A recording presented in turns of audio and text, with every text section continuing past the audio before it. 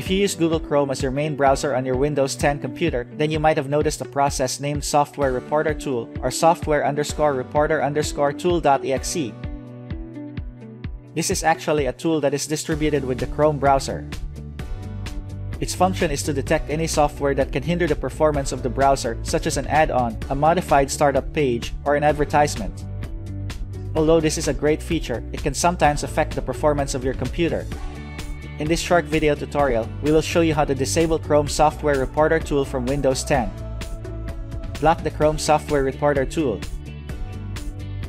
Take note that when you block this program from being accessed, it can prevent Google from removing problematic software from the system or informing you about it.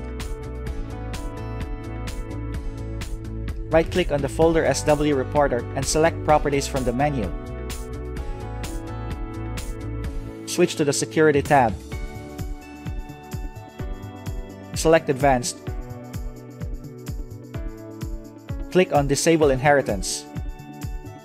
Select Remove all inherited permissions from this object. I hope that this guide has been helpful. We would appreciate it if you can like, share, subscribe, and hit the notification bell for more videos in the future. Thanks for watching.